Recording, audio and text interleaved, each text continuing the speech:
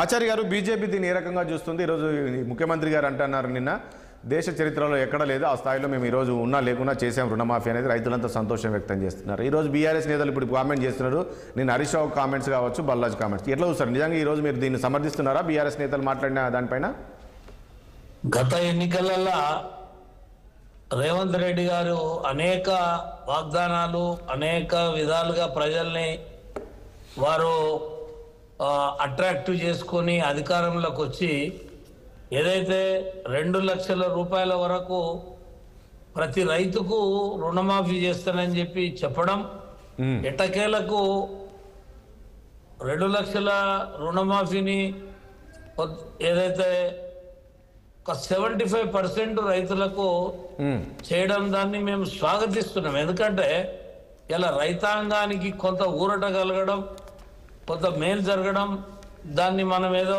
రాజకీయంగా ఏ రకంగానైనా మనం విమర్శించాలని అనుకోవడం అంత సమంజసం కాదు. వాస్తవంగా హరీష్ రావు గారు ఛాలెంజ్ చేయడము, ముఖ్యమంత్రి గారు దాన్ని ఒక విధంగా తీసుకోవడము, అన్ని పథకాలని ఆపిపెట్టి ఈ ఒక్క పథకాన్నన్నా అమలు చేస్తేనే రాజకీయ ఉనికి, రాజకీయ భవిష్యత్తు రేపు జరగబోయే స్థానిక ఎన్నికలకు కొంత మెరుగుంటుంది అనేటువంటి ప్రభుత్వ ఆలోచనతోటి వారు చేయడం సమయం ఏదైతే దాన్ని మేము స్వాగతిస్తున్నాం. కానీ ముఖ్యమంత్రి చెప్పిన మాట ఒకటి, చేస్తున్న మాట ఒకటి. ఆనాడు రైతులందరూ ఈ ఆంక్షలు లేవు అన్నాడు, ఈ ఆంక్షలు లేవు, ఏదైతే రైతాంగానికి ఇస్తానన్నటువంటి 2 లక్షలకు ఎలాంటి ఆంక్షలు లేకుండా వెళ్ళి ఇవాళ మీరు ఏదో తెచ్చుకోండి దాన్ని మొత్తం మేము మాఫీ చేస్తామని విధాలు మాట్లాడి రైతాంగాన్ని రెచ్చగొట్టే విధంగా మాట్లాడండి. అంటే మీరు తెచ్చుకోకపోతే ఇప్పుడు పోయి తెచ్చుకోరు, ఆ రకంగా మాట్లాడి ఇవాళ అనేక ఆంక్షలు పెట్టి ఇలా చాలా మంది రైతులు ఇవాళ ఐటీ. ఆచార్య గారు పాయింట్ ఒకటి కరెక్టే. ఇప్పుడు మీరు ఈ రైతులకు సంబంధించి కూడా మీరు టోల్ నెంబర్ పెట్టినట్టు, కాల్ సెంటర్ పెట్టినట్టున్నారు కదా, కాల్స్ వస్తున్నాయని. ఇప్పుడు ఎంతమంది రైతులు అయితే ఇప్పుడు టోల్ నెంబర్ ఎందుకు పెట్టినాం, ఎంతమంది రైతులకు అందలేదు, వాళ్ళ కారణాలు ఏంటి, వాళ్ళు ఏ కారణం చేత వాళ్ళకు అందలేదు, దీనికి రాలేదు అనేటువంటిది పార్టీ పరంగా మేము చేయాల్సిన ప్రయత్నం మేము చేస్తున్నాం. మేము ఒకటే చెప్పేది, ఇవాళ రాజేష్ గారు ఇస్తా, బాలాజీ గారు ఇస్తా, ప్లీజ్ ఇస్తా. ఆచార్య అనేది చెప్పండి. అంటే ఒక help line number BRS party నుంచి పెడితే ఒక మాట, అందుకని టోల్ నెంబర్ అన్నారు కాబట్టి BRS party office help line పెడితే ఆగస్టు 6వ తారీఖు రోజు 26,864 మంది ఫోన్లు చేశారు సార్. ఏం చెప్పారు? మాకు కాలేదు, రుణమాఫీ కాలేదు అంటున్నారా? రుణమాఫీ కాలేదని 72,547 మంది వాట్సాప్ ద్వారా, ఫోన్ కాల్ ద్వారా మెసేజ్ పెట్టారు. 72,547 మంది. ఇప్పుడు ప్రభుత్వ లెక్కల ప్రకారమే 12,000 మందికి 2వ విడత వచ్చింది అనేది ప్రభుత్వం చెప్తున్నది. సరే, ప్రజలు ప్రభుత్వము ఏది చెప్పినా కొంత పారదర్శకంగా ఉంటుందని మనం నమ్మినా కూడా ఇంకా అనేక మంది చిన్న విషయం చెప్తా. ఐటీ అనే విషయం ఎట్లుంటుందంటే, ఒక హౌసింగ్ లోన్ కావాలి, ఏదో హౌసింగ్ లోన్ తీసుకోవాలి, నామినల్ ఐటీని అప్లై చేసేటోళ్ళు ఉంటారు.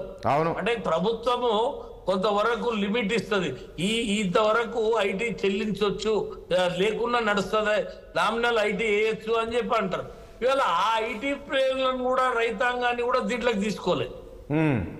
కాబట్టి చాలా మంది రైతులు తమ రైతాంగానికి రావాల్సినటువంటి దాంట్లో ఈ ప్రభుత్వము మిగతా వాళ్ళకు కూడా ఎందుకు చేయలేదు? మీరు చెప్పిన మాటనే కదా, సమయం కొత్త అటు ఇటు జరిగినా కూడా ఇలా మీ మాటలు మీవన్నీ కూడా మేమేదో మళ్ళీ చెప్పి డిసెంబర్ 9 అని దాన్ని ఏదో వక్రీకరించడం కాదు. ఈ ఎట్టకేలకు మీరు తీసుకున్నటువంటి దాంట్లో 75% జరిగిన, ఇంకో 25% రైతులు మిమ్మల్ని నమ్మి బ్యాంక్ పోయి తెచ్చుకున్న వాళ్ళకి గత ఏం కావాలి ఇవాళ? అవును, అదైతే కరెక్టే.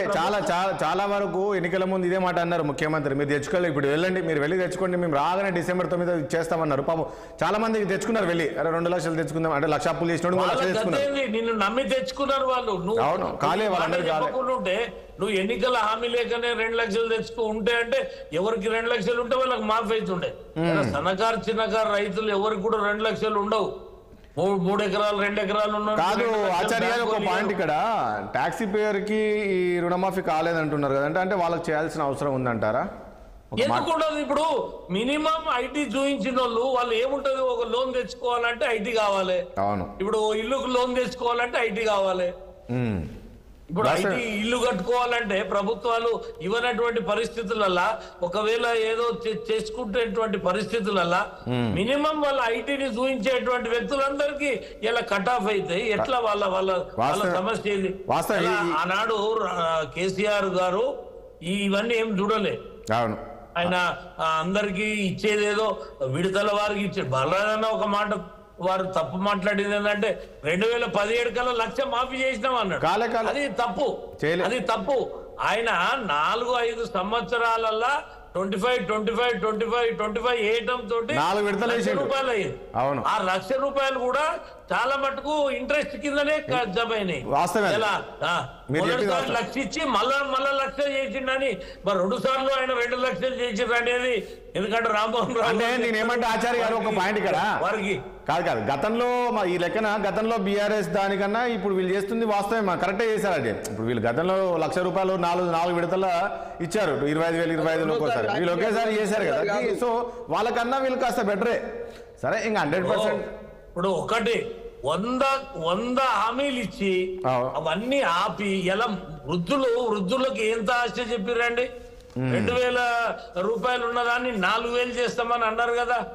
వితంతుల గురించి మాట్లాడారు కదా, ప్రతి మహిళ గురించి ఇస్తానన్నారు కదా, ప్రతి నిరుద్యోగ గురించి ఇస్తానన్నారు. అంటే నేను ఏమంటున్నానంటే అనేక హామీలు చెప్పి అవన్నీ కూడా ఆచరణలోకి తీసుకురాకుండా వాటిని పక్కకు పెట్టి ఇవాళ ఒకటి రైతాంగం గురించి ఇంతవరకు చేయడం దాన్ని మేము వ్యతిరేకిస్తాం. ఇంకా చాలా మంది ఇలా మా బీజేపీ ఆఫీస్ కావచ్చు, టిఆర్ఎస్ ఆఫీస్ కావచ్చు, కాంగ్రెస్ వాళ్ళని కలిస్తే గాని ఎక్కడి నిన్న 15 ఆగస్టుకి పోతే చాలా మంది రైతులు కలిసి అడుగుతున్నారు మాగ్గాలే అంటే చిన్న కారణాల చేత రైతులని పక్కకు పెట్టినటువంటి వాటన్నిటిని కూడా.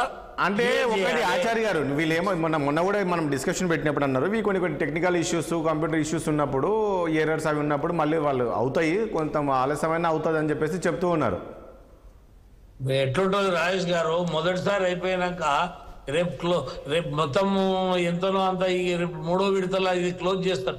3వ విడతది ఎట్లుంటుంది అంటే వాస్తవంగా దీంట్లోనే చాలా మందికి రాకుండా ఉండేది, ఇప్పుడు 3వ విడత దాంట్లో. అవును.